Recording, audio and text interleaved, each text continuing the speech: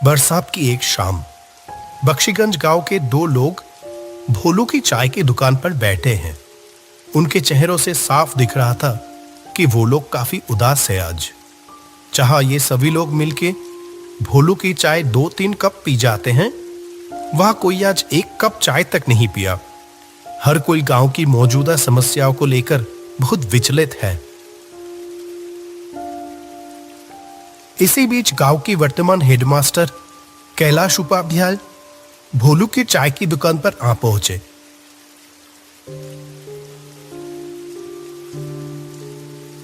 अरे रामलाल, माधव, तुम लोग यहाँ इतना उदास होके क्यों बैठे हुए हो? मुझे इस गांव में आए हुए इतने दिन हो गए, मैंने तो कभी तुम लोगों को इतना परेशान नहीं देखा। हमेशा हंसते मुस्कुराते हुए ही देखा है, लेकिन आज अचानक क्या हुआ? आइए मास्टर जी, बैठिए। आपकी चाय तैयार है मास्टर जी। मुझे पता था आप थोड़ी देर में यहां आ जाओगे। हाँ हाँ बोलू, आज अपनी वो अदरक वाली चाय पिलाना मुझे, ठीक है? बहुत देर से सर दर्द कर रहा है। और हाँ, तुम लोग बताए नहीं कि हुआ क्या है, इतने उदास क्यों हो? असल में क्या है ना मास्टर जी, हम सभी लोगों का आज मन बहुत उदास है। क्यों? क्या हुआ? इतने खूबसूरत गांव के लोगों के साथ घुलने मिलने से किसी का भी मन बेहतर हो जाएगा, लेकिन उन्हीं लोगों को आज अचानक क्या हुआ? आप तो जानते ही हो मास्टर जी कि हमारे गांव में कोई अस्पताल नहीं था। कोई भी बीमार होता था तो उसको 2 गांव पार 10 मील दूर जाना पड़ता था। अस्पताल पहुंचने से पहले ही तो कितनों की मौत हो गई। इसीलिए हम सभी मिलके अपने पैसे बचा के इस गांव में एक अस्पताल बनवाया।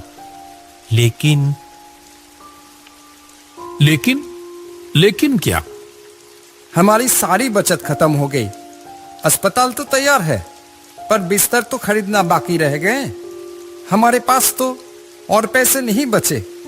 अब क्या होगा? ओह, ऐसी बात है। मेरे पास कुछ पैसे तो थे, पर वो तो मेरी बेटी की शादी में खर्च हो गए हैं। लेकिन हाँ, इच्छापुर गांव में मेरी पुश्तैनी जमीन है एक।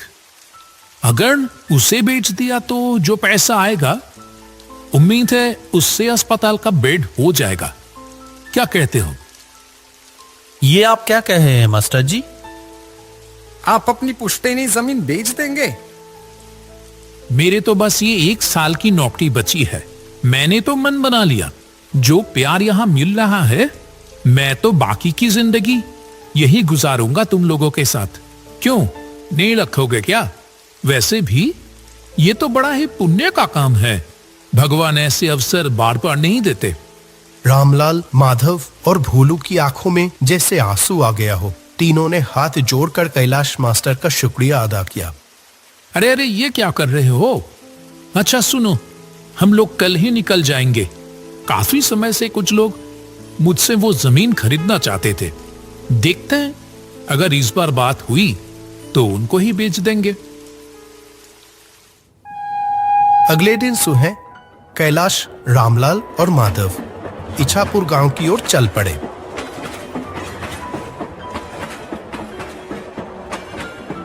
जब वह ट्रेन में थे, बाहर बहुत जोर से बारिश हो रही थी। आसमान काले बादलों से ढका हुआ था और हवा भी बहुत तेज चल रही थी।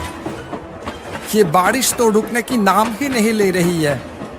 मैं भी तो वही सोच रहा हूं, इतनी बारिश में जाएंगे कैसे? वहां एक नदी भी तो पार करनी होगी। आपका गांव क्या स्टेशन से बहुत दूर है?